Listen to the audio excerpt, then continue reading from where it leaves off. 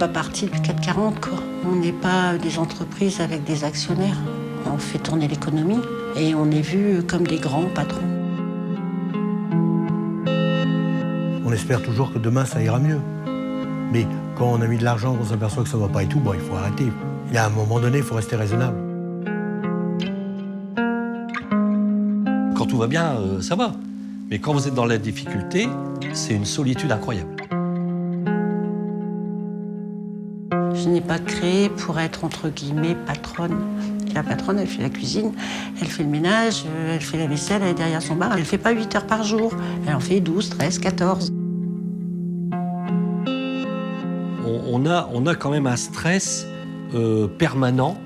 Bah, malgré ça, j'aime ce que je fais.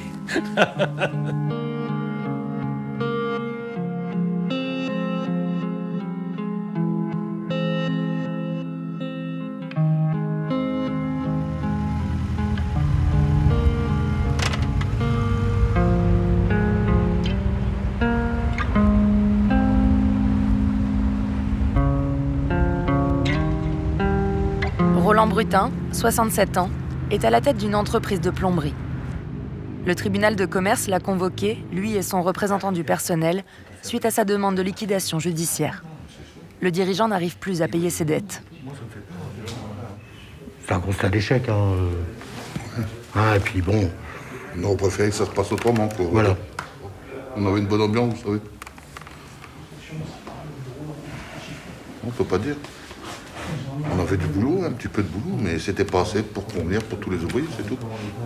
Autrement, on avait du travail, jusqu'à la dernière minute, on a travaillé. Puis on a de la chance, comme je dis. On a fini le chantier, on a laissé personne en plan. Imaginez que je vienne chez vous attaquer la salle de bain, et puis je disparais. Que là, tout était fait correctement, quoi, on va dire. Oui, on n'a pas de salaire en retard, on n'a pas... Non, voilà, tout s'est bien passé, quoi. On peut pas se plaindre, on a eu un beau patron, je dis tout le temps. Si, c'est vrai. Il y a eu le pire. Non, on a eu un beau patron. On peut pas se plaindre. Dossier 2021, 7352. À l'intérieur de la salle d'audience, la loi ne nous autorise pas à montrer le visage du chef d'entreprise. Donc, M. Boutin, vous sollicitez pour votre société l'ouverture d'une liquidation judiciaire. Nous avons effectivement vu que vous avez rencontré des grosses difficultés en 2020. Vous avez quasiment divisé par 2 votre chiffre d'affaires en 2020. Alors expliquez-nous un peu pour porter un peu notre jugement. Si vous voulez, on a trop de frais fixes, on est trop nombreux. Vous êtes encore 10, c'est ça? Oui. Et puis, si vous voulez, on commence à perdre de l'argent. On voudrait éviter de creuser un gros trou. Vous avez quand même fait l'effort de mettre 40 000 € dans votre compte courant. Ah oui. Ouais, pour essayer justement de boucher ces fameux trous. Alors, on a une petite question que vous posez sur le passif annoncé. Si vous voulez, on est en retard de charge. ACDI, Cursaf, congé payé. Quand j'ai payé, c'est assez conséquent, quand même, 20 000 €. Oui. C'est pour ça que... D'accord, et vous ne voyez aucune perspective d'évolution. Bien, nous allons vous demander de vous retirer le temps de délibérer sur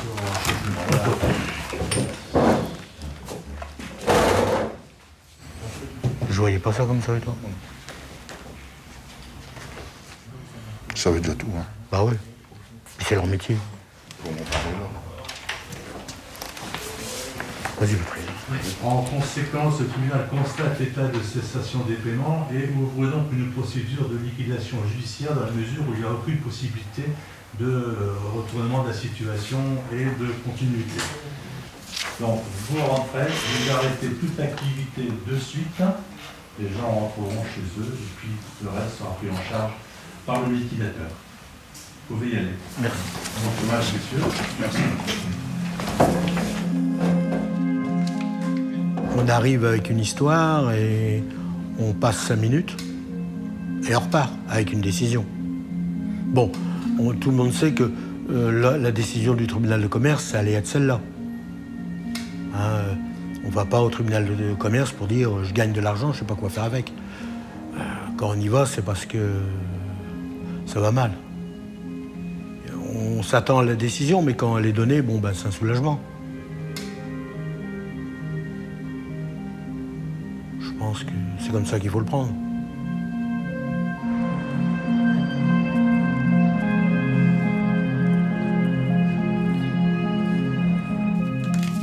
Jusqu'alors, les établissements Brutin employaient une dizaine de personnes. Avec la liquidation judiciaire, ils seront tous licenciés. Pourquoi vous jetez ces documents ? C'est les devis qu'on a fait, on fait beaucoup de devis, et comme on arrête, on est sûr de ne pas les faire. On a perdu quelques gros clients, donc on a perdu du chiffre d'affaires, parce qu'il nous a euthanasié le Covid. Tout le monde est resté chez soi, l'État payait une partie des salaires, mais les frais, les charges fixes sont restées. Si on est entrepreneur, on est optimiste, on se dit toujours demain ça ira mieux. Et puis à un moment donné, on dit ça peut pas marcher, ou même si on repart un peu, on n'arrivera jamais à récupérer tout de suite le déficit, donc on a décidé d'arrêter. Je vais vous faire visiter. Ça, c'était le bureau de la secrétaire. Ça, c'était le bureau quand on étudiait les dossiers. J'ai connu mon grand-père, qui a travaillé ici, mon père a travaillé ici, puis moi, je suis le dernier. Dans le temps, l'aîné reprenait la boutique du père. Quand j'avais 12-13 ans, on allait déjà sur les chantiers.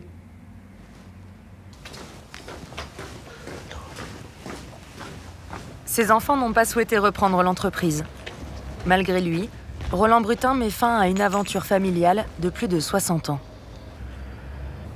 C'est une page qui se tourne. Une entreprise, théoriquement, par les très grosses, sa vie et sa mère, quoi. Ça y est, on est mort. C'est avec le sourire. Il faut avoir l'utilité. Garder la face, assumer sa décision, sans doute une habitude de chef d'entreprise. Avant de se résoudre à la liquidation, Roland Brutin s'est privé de salaire pendant 2 ans, en vain. Pour éponger une partie des 70 000 € de dette, l'ensemble des outils, des tuyaux, des flexibles et des vis seront vendus aux enchères.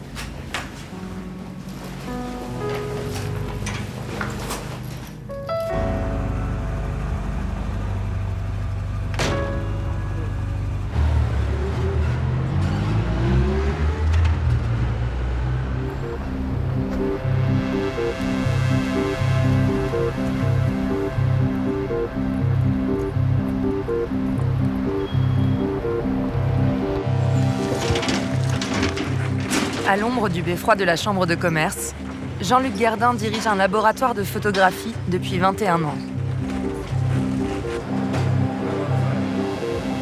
À la pointe dans le domaine du tirage, il a investi 400 000 € dans ces 2 appareils, parmi les plus performants du marché.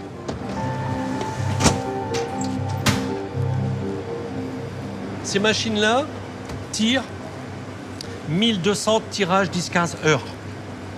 Vous me donnez une 10-15, vous dites voilà, il m'en faut 1000, dans l'heure vous les avez. C'est incroyable. Malgré ce matériel haut de gamme, le passage de la photographie argentique au numérique a fragilisé son entreprise. Les juges du tribunal de commerce l'ont placé en redressement judiciaire. Ces 125 000 € de dettes sont pour le moment gelés. Si les comptes ne sont pas assainis dans les mois qui viennent, la société de M. Gerdin pourrait faire faillite et ses employés licenciés. Vous embauchez des gens et puis vous leur dites ça va pas, au revoir.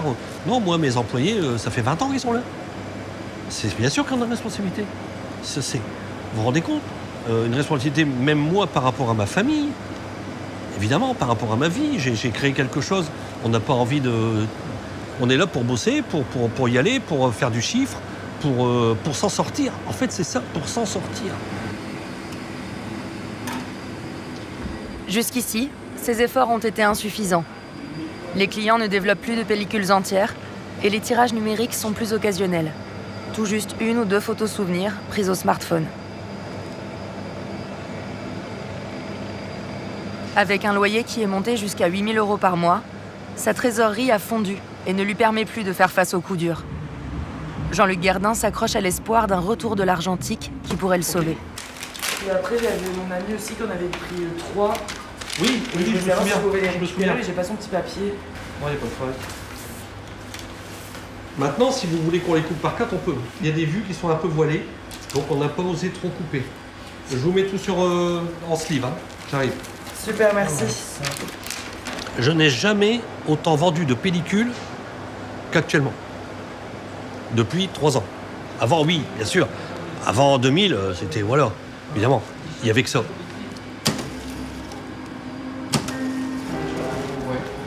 Voilà. Parfait. En apparence, les clients affluent. Jean-Luc Guerdin et ses 2 employés travaillent sans répit. Voilà. Merci beaucoup. Bonne photo. Au revoir.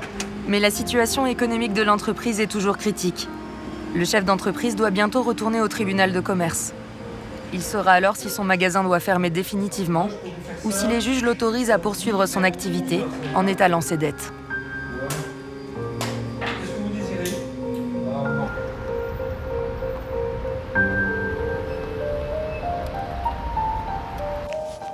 À la veille de ses 60 ans, Annie Dobrowolski a fait faillite. Elle dirigeait une brasserie à l'homme, par la suite transformée en friterie. L'entreprise a été liquidée car la patronne n'était plus en mesure de payer ses charges fixes. Depuis sa fermeture il y a 2 ans, Annie Dobrowolski a refusé de revenir sur le site de son établissement. Trop tôt, trop douloureux. C'est des souvenirs, c'est 13 ans de ma vie. 13 ans de ma vie là. Mais c'est une page tournée 2 ans après, quoi. Et puis là, non, ça ne fait plus rien. Rien du tout. Plus qu'une friterie, Annie Dobrowolski avait aménagé un grand espace de 90 mètres carrés où les clients pouvaient s'installer pour déjeuner et dîner dans l'esprit d'un estaminet. Ça s'appelait l'entrepote. Et puis l'entrepote, apparemment, ça me correspondait. Et puis ça a tilté tout de suite. Mais les gens venaient là pour passer un bon moment. Quand ils venaient, ils avaient le temps de venir et ils savaient qu'ils allaient passer un très très bon moment. Donc. Mais ça n'a pas suffi. Ça n'a pas suffi à payer le loyer, à payer les charges, tout ça. Donc j'ai eu à un moment à me dire stop, j'arrête. La chef d'entreprise part en redressement judiciaire et sur les conseils du tribunal de commerce, sa brasserie se transforme en friterie. Elle parvient petit à petit à rembourser ses dettes et l'avenir lui semble plus souriant. La sauce a monté jusqu'au moment où, en prenant un simple bidon de 10 litres pour changer mon huile, je me déchire le muscle de l'omoplate jusqu'à les côtes flottantes. Donc je vais aller voir mon médecin, il me dit 6 semaines d'arrêt avec un bras dans le sac. Et là, je me dis, c'est pas possible, quoi. Je peux pas me faire remplacer, j'ai mal. Et je pense que ça va pas continuer à aller. Parce que les charges sont là, le loyer, il est là. Je connaissais la situation, donc j'étais déjà en redressement. Je n'étais pas condamnée à énormément, 200 € par mois pendant 7 ans. J'étais presque à la fin, j'étais à 2 ans de l'avoir terminé. Donc je sens que ça va partir forcément en liquidation. Mais j'ai tenu à dire au revoir à tout le monde, quoi. Partir proprement, à régler les fournisseurs, faire reprendre le matériel de surveillance, enfin tout ça. Et puis je suis allée déposer. Avec la liquidation de sa friterie, Annie Dobrowolski se retrouve seule, sans activité et sans argent. Après 2 ans de dépression, elle essaye de sortir de son isolement.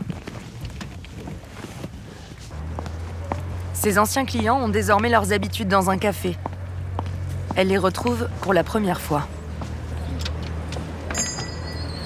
Il y a longtemps que je ne vous avais pas vu. J'adore. Mon cœur bat fort. C'est avec grand plaisir que je vous retrouve. Comment tu vas? Ça va, Annie? Ça va? Ah bah oui, ça me fait plaisir de te voir. ça va pas avoir place, mais enfin, on garde les bonnes. Regarde les bonnes. Ça va? Là, j'ai mes petits papis qui venaient tous les samedis, dimanches, pour faire leur tiercé chez moi. Et ça me fait vraiment, vraiment plaisir parce que là, ça fait 2 ans que je ne les ai pas vus. Pour Annie Dobrowolski comme pour ses clients, la fermeture de la friterie a entraîné une perte de lien social. Santé, Pierre. Bonheur. Allez, retrouver. Aux absents. Ça fait un petit choc quand même. Et même un gros. Enfin, voilà, il y a des journées comme aujourd'hui qui sont ensoleillées. Annie est là. Ça fait partie des bons jours comme des mauvais jours. Des jours où ça allait, des jours où j'étais fatiguée, où ils s'inquiétaient pour moi, pour ma santé. C'était ma famille. Une autre famille, mais ma famille aussi, quoi. Il y avait une ambiance, ouais. J'ai pas vu le côté financier, j'ai accueilli les gens pour ce qu'ils étaient, pas pour ce qu'ils m'apportaient financièrement. Après, c'était peut-être une erreur, j'aurais peut-être dû être plus distante et faire tourner le truc, mais c'est pas ma façon d'être.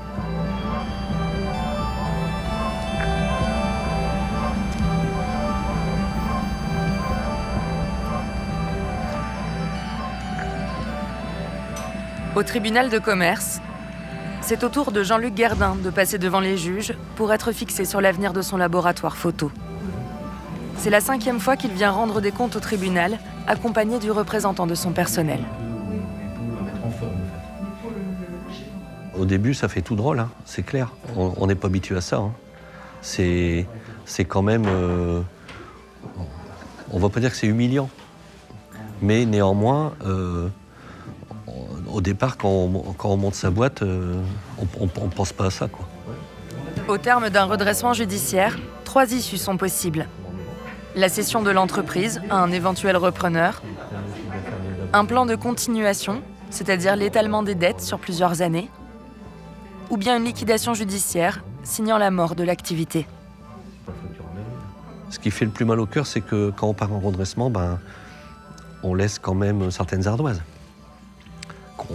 J'espère qu'on pourra rembourser. Mais au début, quand vous dites ça à votre fournisseur, ça lui fait tout drôle. Dans une pièce voisine, Philippe Dailly, à la tête d'une entreprise de conseil, se prépare pour l'audience. Au tribunal, il est juge-commissaire et supervise toute la procédure. Comme lui, une 60aine de chefs d'entreprise endossent ici ce rôle. Tous sont bénévoles et remplissent cette mission sur leur temps libre.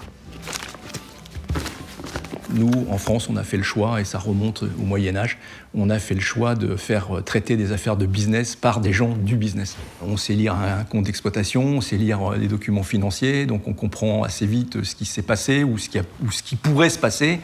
Et donc de ce fait-là, cette compréhension permet d'aller plus loin, je dirais, dans l'accompagnement et plus loin dans la prise de décision et dans la mesure du possible, là encore, de sauver les entreprises quand c'est sauvable. Affaire Phototime.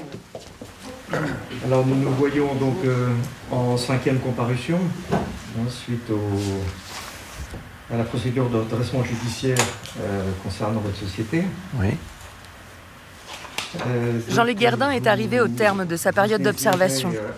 Il doit convaincre le tribunal de lui accorder un plan de continuation pour rembourser progressivement ses dettes.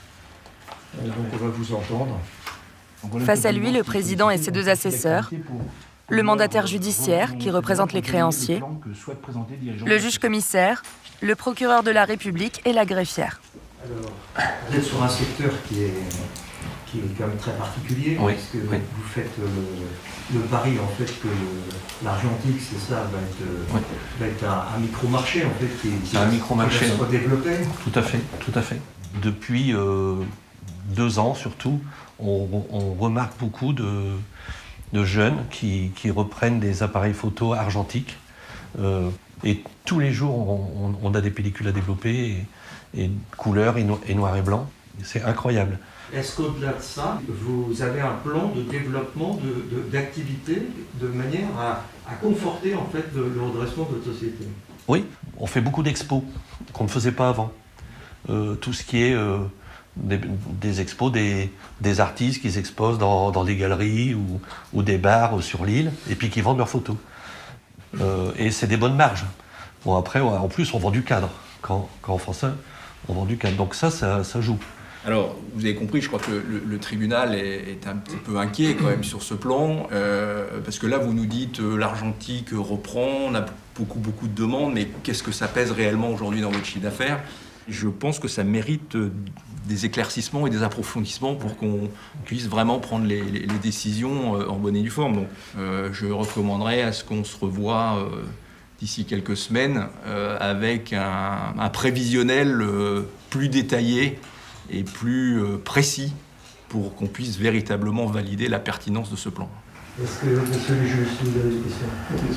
Le tribunal va se retirer pour délibérer. Aucune décision ne sera prise aujourd'hui. Devant les juges, M. Gerdin a un peu perdu ses moyens. Il va devoir revoir sa copie et apporter de nouveaux arguments pour les convaincre que sa société a un avenir. Quand on est en audience comme ça, bon, c'est vrai qu'il y a un côté un petit peu formaliste qui peut faire peur à certains justiciables. Et donc, ce qu'on essaie, c'est de dédramatiser la situation et d'être le plus bienveillant possible, mais dans la mesure du possible.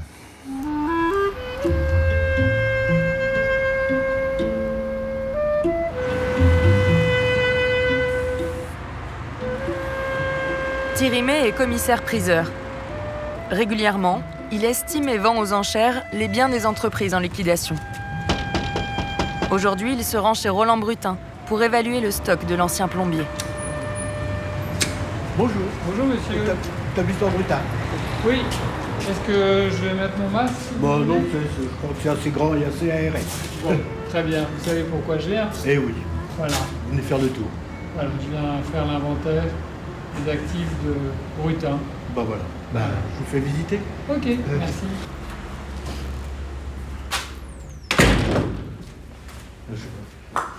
Je sais pas comment on procède. Bon, on commence par un bout. Un bout. Alors, ça se présente comment ici? Oui, bah, on a acheté ça bout par bout.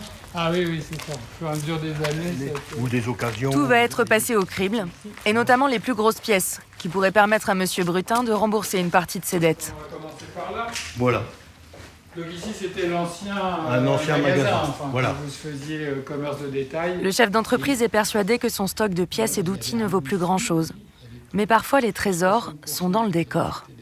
Il y a un petit côté amusant chez vous, si je puis dire, c'est qu'il y a du matériel ancien, de présentation, etc., et qui se vendra bien aussi, puisque je pense que ça va intéresser des professionnels de la brocante et de l'Antiquité, parce que parfois ça se vend mieux que des commodes Louis XV. Mais voilà, donc on vendra certainement aussi, si on est amené à vendre, ce matériel ancien de présentation et de rangement. Voilà. Allez-y, faites comme chez vous. Oui, je passe devant. Oui. Il y a encore une marque là-dessus? Oui, ici.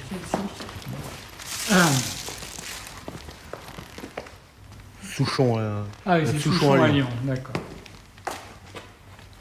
Ça, c'est vraiment des matériels increvables. Hein. Qu'est-ce que vous voulez que j'en fasse? Si je mets ça dans mon garage, ma femme va te tuer. Hein. Hein, je veux dire, non, c'est partie du matériel. Une plieuse même manuelle comme ça vaut 300, 400, 500 euros. Parfois, ça fait même 800 ou 1000 euros. Mais c'est vraiment quelque chose qui est simple à vendre pour nous. Voilà. On continue? Thierry May n'a pas besoin de s'attarder. Il a la valeur de tous les objets en tête, même les plus spécifiques au métier de M. Brutin. Et alors, il y a un vieil établi, là. Voilà. Bah, ça va se vendre aussi. On voit son grand-père, son père travailler là-dessus, on les imagine, tous les jours venir travailler sur cet établi. Ça a un petit côté sympathique. Est-ce que ça rajoute de la valeur? Je pense. C'est une page qui se tourne, non? Voilà. Ouais. On ne conseille pas aux gens de venir le jour où... Non. Voilà. On officie. Clés, et puis... Voilà. C'est pas très agréable et puis c'est pas très utile de voir ça. Monsieur Brutin? Oui. 10 bureaux. On va aller voir le bureau. Dans une semaine, la vente aux enchères clôturera définitivement l'histoire des établissements Brutin.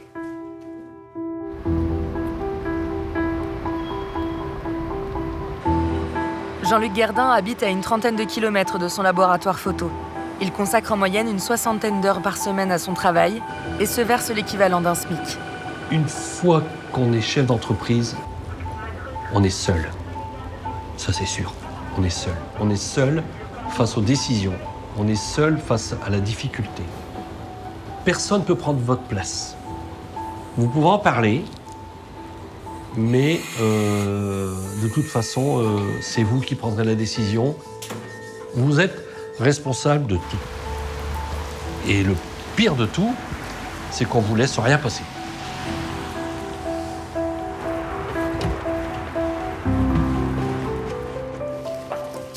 Son épouse, Sylvie, l'accompagne depuis leur rencontre au lycée, il y a plus de 40 ans. Ils faisaient partie du même club photo et passaient tous leurs week-ends en reportage dans la région. Ah oui.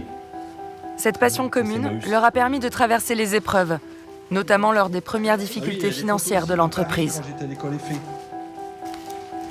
Tu cherches la photo de moi? Ouais, mais je la retrouve pas. Voilà. Ouais, juillet 82. Déjà, t'avais des cheveux, hein? Ouais. Quand vous savez que c'est tendu au niveau financier, que c'est tendu, qu'on n'a pas droit trop à l'erreur, bon ben, on y pense, quoi. Ah, mais de toute façon, quand il rentre, c'est boulot. Alors, des fois, il me dit des trucs, je dis, mais tu me l'as déjà dit au moins 2 fois. Et si je lui dis pas à un moment donné, stop, on parle pas de boulot, il peut m'en parler toute la soirée. Il y a des moments, ouais. En plus que nos enfants sont loin, des fois, je me sens un peu seule, donc je dis non. Faut pas non plus que ton travail... Moi, c'est pas ma priorité, mon travail. Mais bon, je suis salariée, c'est pas pareil. Lui, c'est son truc. Mais vous savez, des fois, il y a des moments, oui, c'est dur quand même. C'est dur, oui. Il faut que le couple il soit costaud. On se connaît, on sait. Quand, par exemple, dans notre fonctionnement, il faut remettre de l'argent dans la société, tout ça, Sylvie m'a toujours aidé de ce côté-là. Elle a toujours été à côté de moi. Il y a peut-être des couples qui seraient dit bah non, ça m'intéresse pas, bah c'est tout, on arrête tout. Il y a beaucoup, le couple Guerdin a tenu, malgré la procédure de redressement lancée il y a plus d'1 an, et malgré le regard des autres, de plus en plus pesant. On cherchait l'insolite à ce moment-là. J'ai un client qui a été voir un de mes concurrents, et puis il lui a dit ben ouais, Phototime, ouais, le monsieur il est assez vieux, il est au bout du rouleau. Ah d'accord, t'as raison. Je suis au bout du rouleau. Et ça, je l'accepte pas. Ça a été terrible. Je l'ai pris en pleine figure. Et donc depuis ce temps-là, ben, je me bats comme un lion. Et puis c'est tout, c'est comme ça.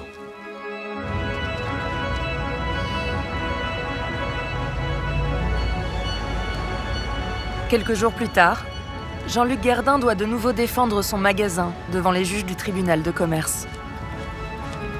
Il veut leur prouver, chiffres à l'appui, que le marché de l'argentique a de l'avenir, notamment auprès des jeunes, et que son entreprise est viable. Et ils m'ont demandé des tableaux analytiques sur ma société. Donc là, j'ai vraiment le nombre de films vendus et la progression du nombre de films. Ça, c'est important. Ma boîte, c'est moi qui l'ai créée, c'est mon bébé. J'aurais quand même une certaine amertume au bout de 20 ans, que ça s'arrête comme ça, alors que je me bagarre depuis 20 ans, que j'ai réussi à tenir. Bah, si le plan de redressement n'est pas accepté, c'est une liquidation judiciaire. Donc c'est dramatique pour moi, hein, c'est clair. Affaire Phototime. Oui. Au niveau de la comptabilité analytique que vous m'avez demandé, on a sorti des tableaux sur 4 ans. Nous avons tous les détails de tous les différents postes, notamment tout ce qui est vente, par exemple en film, en pellicule. Hein, comme je sais que vous aviez peut-être une petite... vous vous demandiez comment ça se fait qu'on traitait encore des pellicules. Ben, en 2019, on a vendu pour 13 700 € de pellicules. Et ensuite, vous m'aviez demandé aussi de séparer tout ce qui vient des pellicules, les développements, et tout ce qui vient des fichiers numériques. On a 162 193 € de chiffres, et là-dedans, il y a une grosse partie, c'est le développement pellicule. Couleur, noir et blanc, tirage.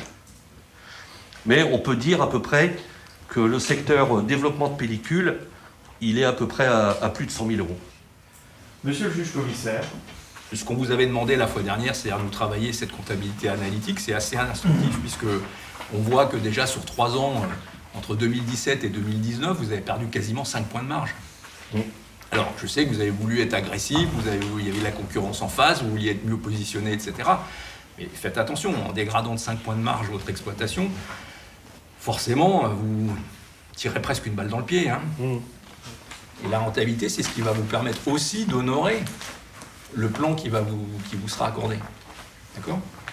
Donc, partant de là, je pense qu'il faut que vous ayez une vision, là, surtout sur ces 2 tiers du chiffre qui constituent le gros de votre chiffre d'affaires. Là, je pense que vous n'allez pas avoir d'autre choix que d'augmenter un peu vos prix. D'accord. Si vous voulez vous en sortir. Oui, je comprends. Donc, si on se revoit début septembre, vous aurez un peu plus de recul sur l'activité de l'été et la reprise de cette activité pour encore améliorer vos prévisions. Voilà, messieurs, l'enjeu est entre vos mains, la période va être riche, elle va être active, donc à vous de pouvoir accomplir tous les éléments que vous nous avez donnés, que vous puissiez réussir une reprise importante. Le tribunal vous remercie. Merci. Le chef d'entreprise va encore devoir attendre 3 mois avant d'être fixé sur son sort. L'observation du tribunal se poursuit, mais rien n'est encore gagné. Je suis beaucoup plus confiant que la fois dernière. Parce que là, ils nous ont donné des dates et on sait où on va.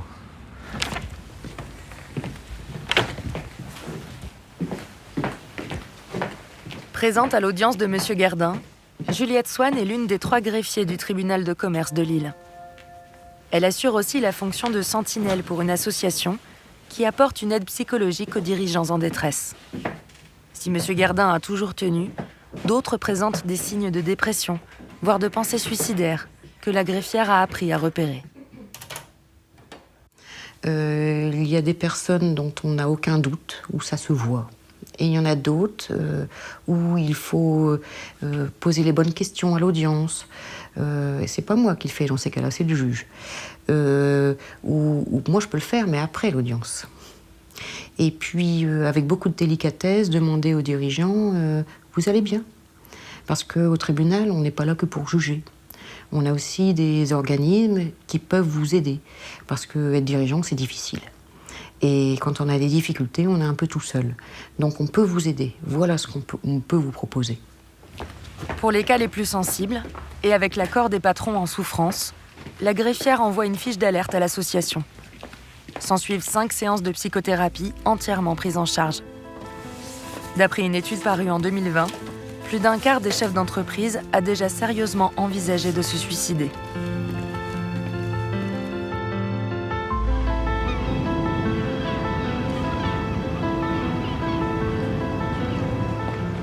Il y a 3 mois, Annie Dobrovolski a décroché un emploi saisonnier dans un restaurant à Gravelines.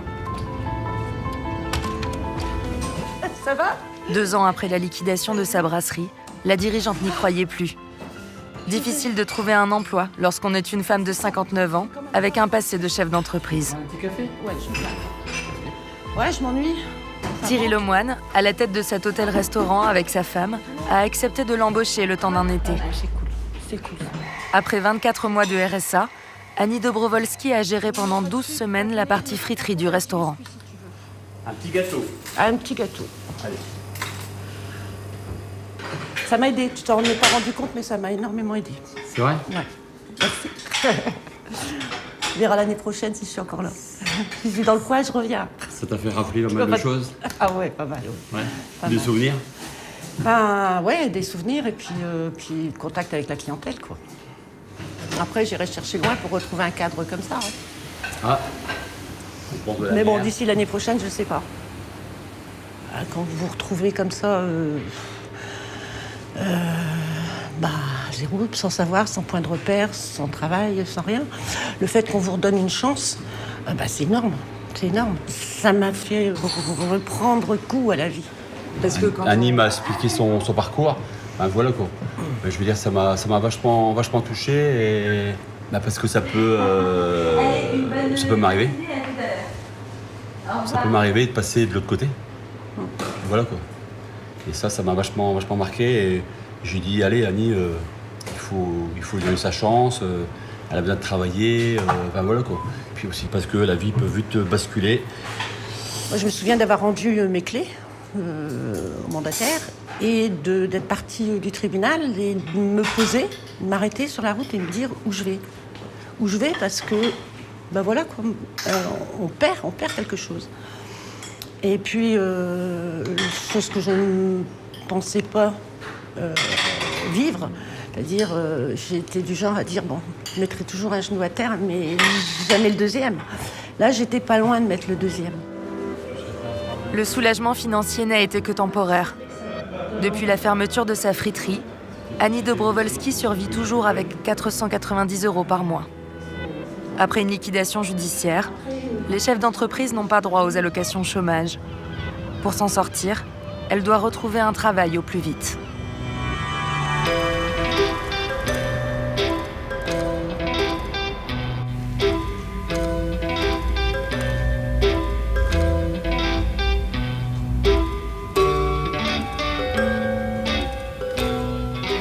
Ben, d'après moi, c'est tous ceux qui viennent, c'est des liquidateurs, des brocanteurs.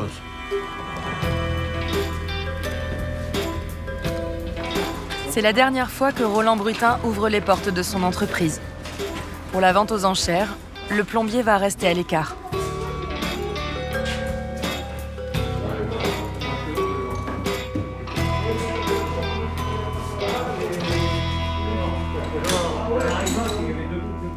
Nous, c'est plus des métaux qu'on cherche. Nous, on est ferrailleurs, donc tous les plastiques, ça nous intéresse.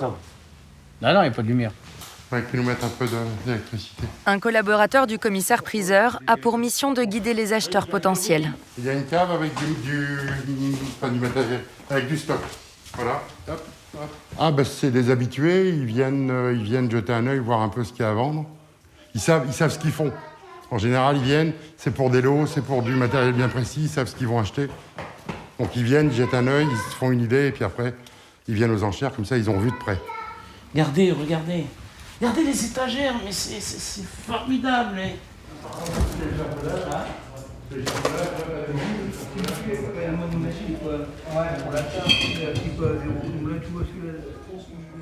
Bon, ça fait mal au ventre parce que je pense à tous ces gens qui ont travaillé ici, quoi. Hein? Quand même, c'est un patrimoine. C'est comme ça. Plus rien à faire.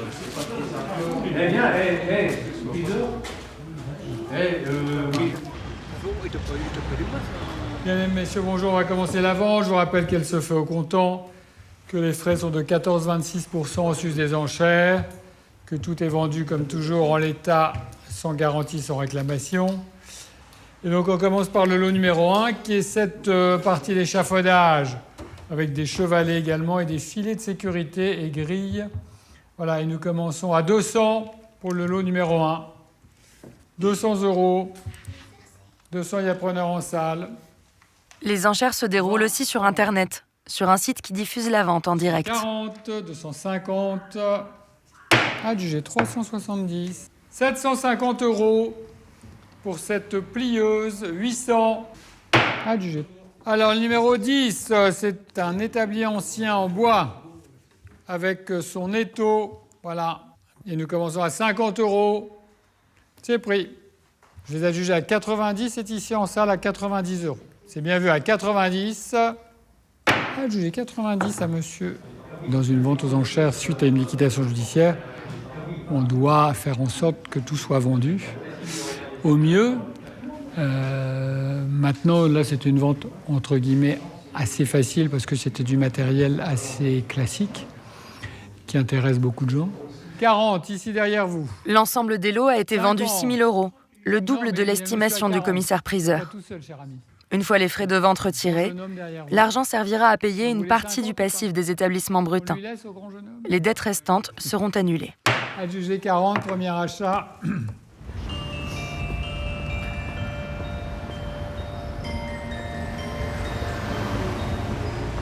Pour l'aider à remonter la pente, Annie Dobrowolski a contacté l'association 60 000 rebonds, qui accompagne des dirigeants ayant perdu leur entreprise à la suite d'une liquidation. Comme un remède à la solitude du dirigeant, ici chacun raconte son histoire sans tabou et sans jugement devant les coachs de l'association. Et donc après, il a été contraint à une liquidation judiciaire. Ouais, après j'ai eu un impayé, un gros impayé sur un client, sur un gros chantier. Voilà. Donc on a commencé, on a commencé le processus avec Annie, ça fait le deuxième, un mois, enfin on a notre deuxième petit mois, où on travaille sur se reconstruire l'identité, j'ai envie de dire, sur ce qui verrouille et l'émotionnel, parce qu'il y a beaucoup d'émotions qui sont présentes et qui verrouillent la chose, mais en 2 coachings, Annie s'ouvre, donc ça avance et c'est top. Je t'écoutais, je veux dire tu, et je me rendais compte en fait qu'on avait le même parcours. On est des gens aussi qui des battants avant. Et puis là, on se dit, bah non, c'est un peu, c'est un peu plus dur parce que on a un genou à terre quand même. Parce qu'on passe, c'est éprouvant. Ce qu'on passe, c'est éprouvant. Et je laisse la parole à Gérald pour dire comment il a vécu ce rebond. Qu'est-ce que je vais faire après 38 ans de restauration?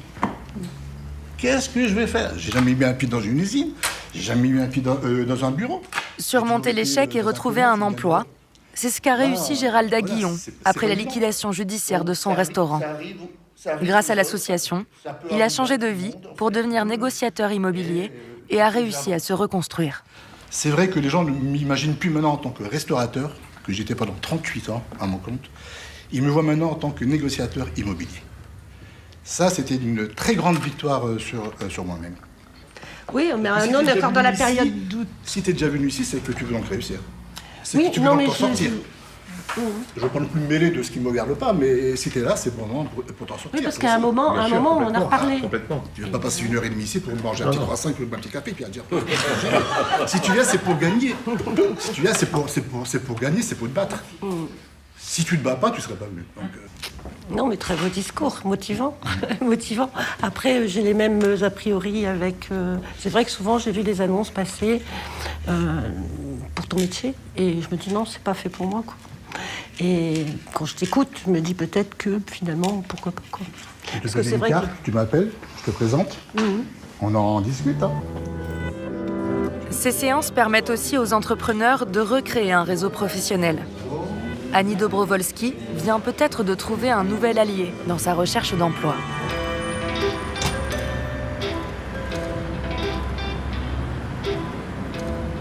Cet été, Jean-Luc Gardin a connu une affluence record.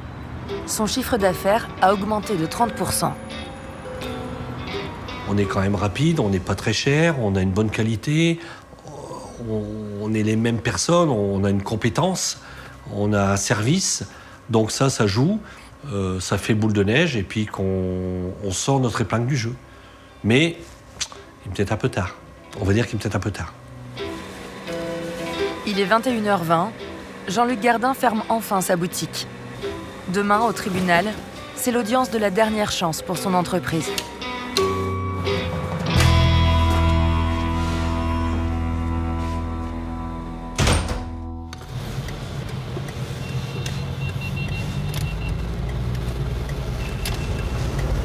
Je suis dans l'état d'esprit qu'il faut que je me batte. Si ça marche pas, qu'est-ce qu'il faut faire?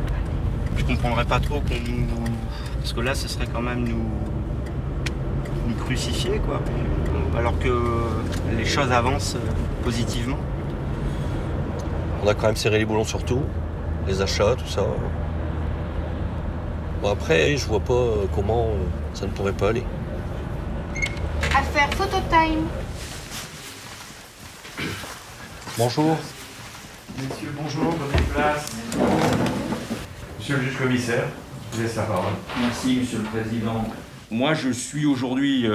j'étais un peu sceptique, je commence à devenir un petit peu plus optimiste sur la réalité, la faisabilité de votre prévisionnel. 300 000 euros de résultat, 300 000 euros de chiffre d'affaires, un résultat aux alentours de 30 000 euros annuels, ça vous permettra de supporter quand même le remboursement, la dette liée au plan, puisqu'on va être sur quand même quelque chose comme, grosso modo, vous allez devoir rembourser 12 000 euros, 1 000 euros par mois. Oui. Merci, monsieur le juge commissaire. Bien.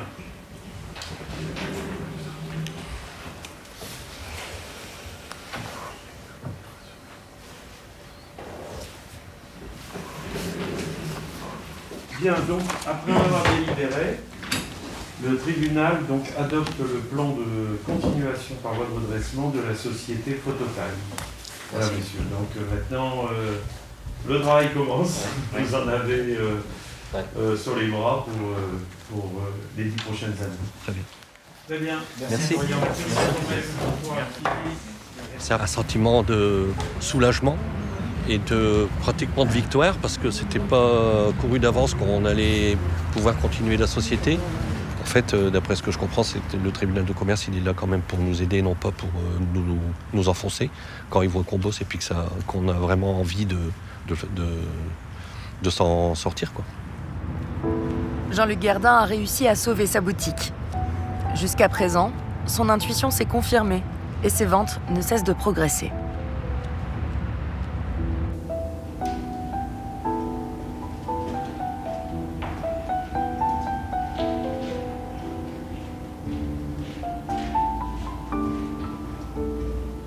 Ça fait vide. Je me disais, tiens, c'est plus grand que... Mais ils ont laissé des choses, par exemple, regardez, ça c'est des éviers comme dans le temps. Hein, nos grands-parents avaient ça. Mais qui va, à moins de trouver quelqu'un qui veut faire un film sur les années 50, c'est invendable. Ici, il y avait une grosse plieuse. Ils sont partis avec les plieuses, ils ont laissé l'établi. Je m'attendais qu'ils vident encore plus. On aurait cru qu'ils seraient partis avec tout, mais bon.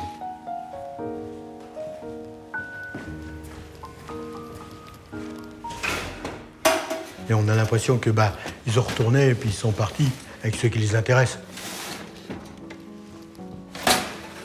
Hein, ça fait un peu désordre lorsqu'on a été visité, quoi. C'est un peu comme quand on a été volé.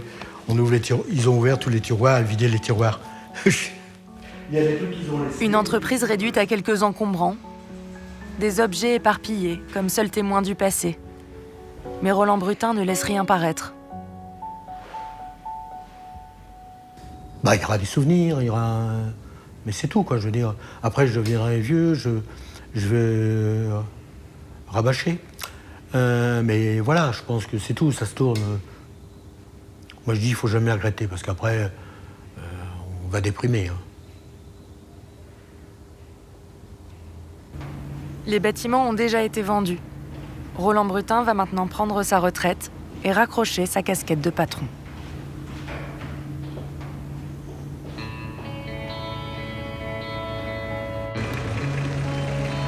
À Dunkerque, grâce à l'aide de Gérald Aguillon de l'association 60 000 rebonds, Annie Dobrovolski a réussi à décrocher un entretien pour découvrir le métier d'agent immobilier.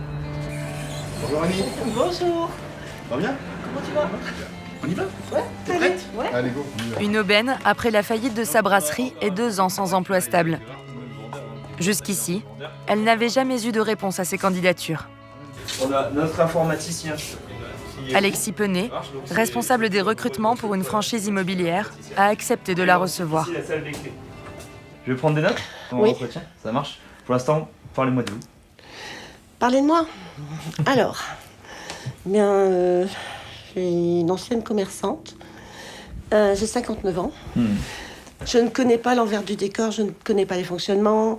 Voilà, je découvre. Et c'est un peu ce que je viens chercher ici, c'est découvrir un métier qui, pourquoi pas, pourrait peut-être être quelque chose qui me convient.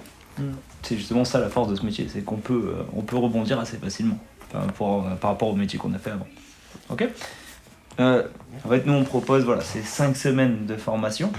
Okay. D'accord. Donc c'est pour ça qu'aujourd'hui quand vous me dites moi j'ai pas d'expérience, aucun souci. Là par exemple on a une bouchère, donc strictement rien à voir, mais déjà grâce à son ancien réseau, elle a pu déjà rentrer quelques mandats. Et donc les mandats c'est ce qui nous permet de mettre en vente sa maison. D'accord. Ok. L'avantage qu'il y a, c'est ce que je t'avais expliqué, c'est qu'on est à notre compte, on est donc indépendant, on est auto-entrepreneur. Voilà. C'est-à-dire que vous décidez vous-même de votre chiffre d'affaires, c'est vous qui décidez des journées que vous voulez travailler et vous décidez un peu de votre salaire. Oui, parce que quelque part, je sais pas si toi tu as lu le même machin, moi c'est un monde complètement inconnu pour moi. C'est le début, c'est pas évident, je te l'avoue. Moi au début, c'est pas que je galérais, c'est qu'il fallait absolument tout assimiler. Et je te dirai encore une fois, si moi je l'ai fait, tu peux très bien le faire. On va dire que le profil qui réussit le plus dans l'immobilier, c'est quelqu'un qui sait se débrouiller tout seul. Donc forcément, une personne qui a déjà été à son compte ou qui a été chef d'entreprise a un profil, on va dire, plus aiguisé pour devenir agent immobilier. Il y a une petite différence avec ce que j'ai vécu, comme toi tu as vécu, c'est que tu vas certainement être d'accord avec moi, les clients, il fallait les attendre. Et tu n'avais pas le choix. La différence quand je vous écoute, c'est que là, vous pouvez aller chercher. Vous pouvez aller chercher le client, chercher l'affaire, se lever le matin, comme tu disais. Ça donne l'impression que si tu es bosseur, il n'y a pas de raison. Annie Dobrowolski pourrait démarrer une nouvelle carrière pour enfin tourner la page douloureuse de la faillite. Mais avant d'aller chercher ses nouveaux clients, elle devra payer 140 € par mois de frais de fonctionnement à la franchise immobilière. Une somme encore trop importante pour elle.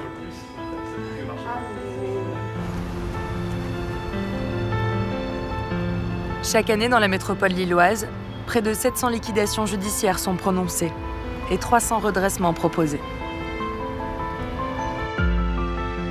Derrière ces portes, des chiffres, des drames, des sursis ou des renaissances. Des histoires de vie à sauver. Celles de petits patrons ordinaires qui emploient en France la moitié des salariés.